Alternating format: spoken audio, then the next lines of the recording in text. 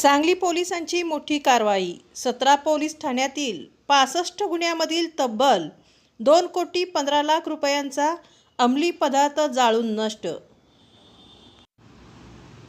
सांगली जिल्हा पोलीस दलाकडून मोठी आणि महत्त्वाची कारवाई करण्यात आली आहे। जिल्ह्यातील 17 पोलीस ठाण्यामध्ये दाखल असलेल्या 65 वेगवेगळ्या गुन्ह्यातील तब्बल 2,15,00,000 रुपयांचा अंमली पदार्थ मुद्देमाल कायदेशीर प्रक्रियेनंतर नष्ट करण्यात आला। या मुद्देमालामध्ये 1,021 किलो गांजा आणि 276 ग्रॅम कोकेनचा समावेश होता।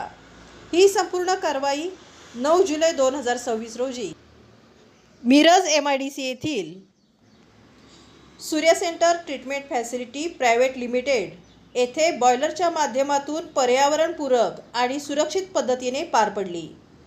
पोलीस अधीक्षक तुषार दोशी यांच्या मार्गदर्शनाखाली अंमली पदार्थ मुद्देमाल नाश समितीच्या उपस्थितीत तसेच रासायनिक विश्लेषक, महाराष्ट्र प्रदूषण नियंत्रण मंडळ, वैद्यमापनशास्त्र विभाग, आरोग्य यंत्रणा आणि अग्निशमन दलाच्या देखरेखीखाली ही प्रक्रिया पूर्ण करण्यात आली।